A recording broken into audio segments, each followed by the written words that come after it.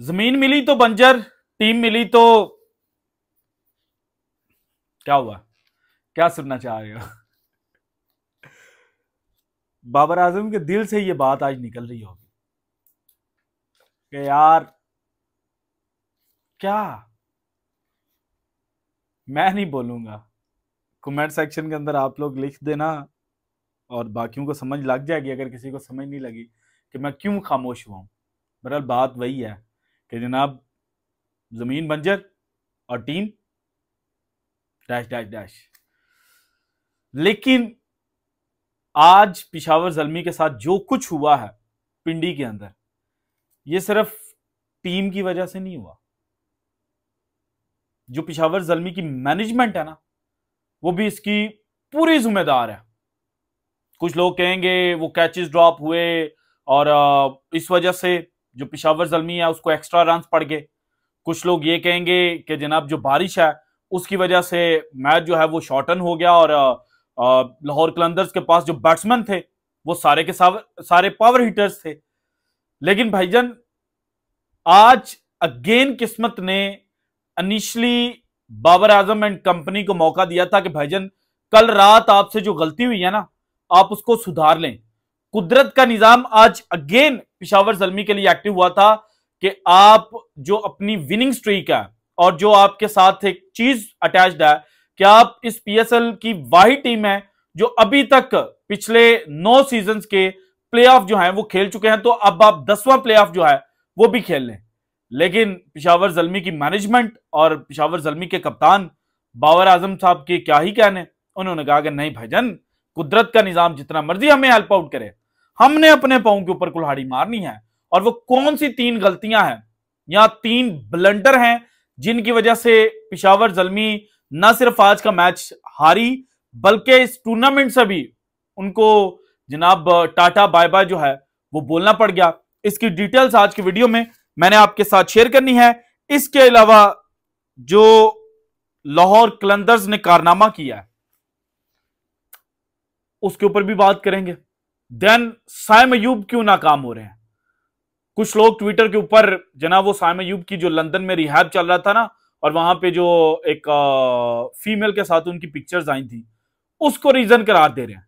लेकिन उन पिक्चर्स के अलावा एक पिक्चर जब साइम अयूब घर वापस आए थे ना, तो उस वक्त भी पोस्ट हुई थी और उस पिक्चर के ऊपर कुछ ऐसे अल्फाज थे जो मेरे नजदीक साइम अयूब के डाउनफॉल की मेन रीजन है। सो वो अल्फाज क्या थे ये भी आज मैंने आपके साथ शेयर करना है। लेकिन सबसे पहले भाईजान, आज चूंकि डबल हेडर था और पहला मैच खेला गया मुल्तान सुल्तान जो कि इस टूर्नामेंट में बिल्कुल टेबल पर नीचे से टॉप कर रहे हैं, और दूसरी टीम थी क्वेटा ग्लैडिएटर्स जो वाकई जनाब इस दफा टेबल टॉपर हैं। और फिर क्वेटा ग्लैडिएटर्स ने बताया कि why they are the table toppers, और क्वेटा की जानिब से 2 लड़के उन्होंने जनाब दुनिया क्रिकेट के अंदर ना कोहराम बर्पा करके रख दिया। पाकिस्तान क्रिकेट टीम जो 2 डिपार्टमेंट्स में स्ट्रगल कर रही थी, वो दोनों जवाब आज पाकिस्तान को मिले हैं। इनिशियली ख्वाजा नाफे, उन्होंने एज एन ओपनर जब उनको चांस मिला इस पीएसएल सीजन में पहली दफा, तो उन्होंने बताया कि भाईजान आप मेरे साथ ज्यादती कर रहे थे जब आप मुझे निचले नंबरों पर खिला रहे थे। मेरा एक्चुअल नंबर ये है और अगर आप मुझे इस नंबर पर खिलाएंगे ना तो मैं आपको पावर प्ले के अंदर ही जो मैच है वो जितवा कर रख दूंगा। और फिर जो दूसरे नाम है हसन नवाज, और वो हसन नवाज जिनके ऊपर ये टैग लगा दिया गया था कि भाईजान ये तो टुल्लर है, ये तो सेंसिबल बैटिंग कर ही नहीं सकता, ये इसको तो मैच अवेयरनेस का पता ही नहीं है। उसने अगेन जनाब ये जो पीएसएल है इसके अंदर ये बात बताई है कि मुझे गेम अवेयरनेस है, अगर मुझे प्रॉपर यूटिलाइज किया जाए। और पाकिस्तान क्रिकेट टीम की जो मैनेजमेंट के बड़े बड़े जनाब महात्मा है ना, जो कहते हैं कि हमारे अलावा तो क्रिकेट की किसी को समझ बूझ ही नहीं है, उन सब के मुंह पर अगेन हसन नवाज जो है उसने चपेट मारी और उसने बताया कि भाईजान मैं सेंसिबल बैटिंग करना जानता हूं, मुझे कब अटैक करना है और कब डिफेंस करना है ना, मुझे इस चीज का आइडिया है। लेकिन अगर मुझे ये कह दिया जाए कि भाईजान अन्नेवाह जाकर बैटिंग करे ना, तो फिर मैंने अन्नेवाह करनी है मैनेजमेंट की बात सुनकर, और फिर नुकसान पाकिस्तान का होना है। सो हसन नवाज ने जनाब अगेन जो आज मैच है वो फिनिश किया, और ये तीसरा मैच हो गया हसन नवाज क्वेटा ग्लैडिएटर्स के लिए फिनिश करके जा रहे हैं। बैट फर्स्ट करते हुए भी जब रूसो ने सेंचुरी दागी तो उसके बाद हसन नवाज ने सेंचुरी दागी थी। और अब अगेन जनाब जब ऊपर से ख्वाजा नाफी बिल्कुल मैच क्वेटा ग्लैडिएटर की झोली में डालकर चला गया था 51 रन के साथ, लेकिन फिर क्वेटा के कुछ बैट्समैन जो हैं उन्होंने आड़ी तिरछी शॉट्स खेलने की कोशिश की और मैच जो है वो फंसा।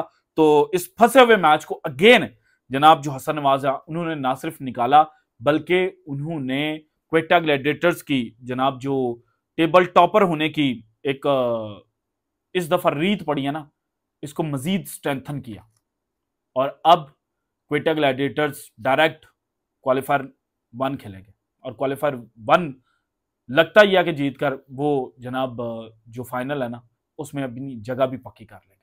सो क्वेटा ग्लैडिएटर्स की जो आज की जीत है इसमें हसन नवाज और ख्वाजा नाफे ने जनाब की रोल प्ले किया और इसी वजह से इनको बड़ा हाईली अप्रिशिएट किया जा रहा है कि एक ने एज एन ओपनर और एक ने एज ए नंबर 4 बैट्समैन आज परफॉर्मेंस दिया। इसके बाद जनाब क्वेटा ग्लैडिएटर्स के जीतने के बाद लाहौर कलंदर्स वर्सेस पेशावर ज़ल्मी मैच बारिश की वजह से लेट शुरू हुआ और 13-13 ओवरों का यह मैच था। पेशावर ज़ल्मी ने टॉस जीता और टॉस जीतकर अगेन जनाब उन्होंने लास्ट नाइट की तरह बॉलिंग फर्स्ट करने का फैसला किया।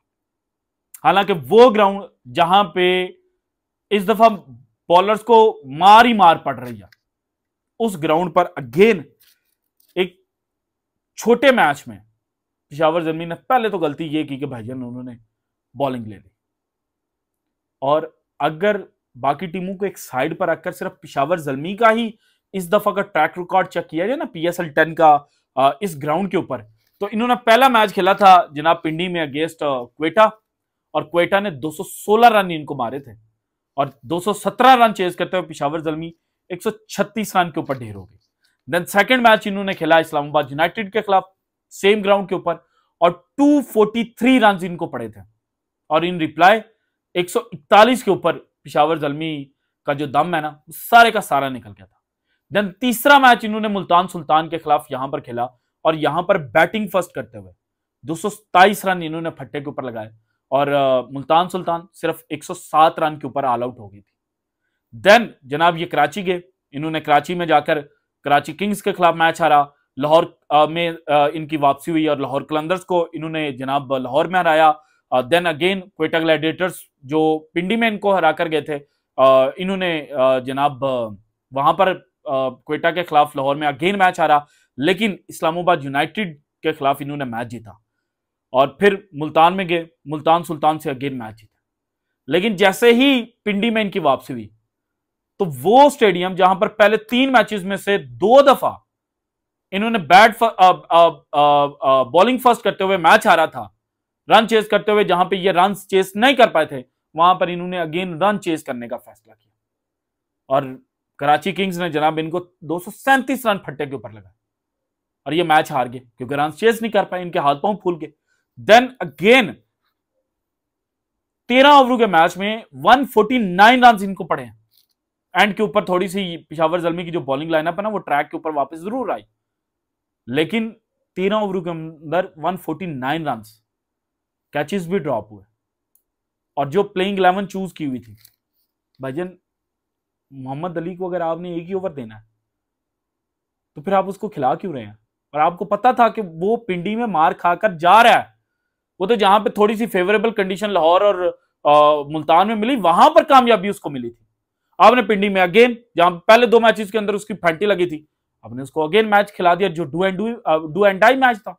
सो पहली गलती ये हुई कि आपने पहले बॉलिंग करने का फैसला किया। दूसरी गलती ये हुई कि आपने मोहम्मद अली को प्लेइंग 11 का हिस्सा बना दिया और तीसरी गलती भाईजान आपसे ये हुई कि बाबर आजम नाकदीन की बातें सुनकर ना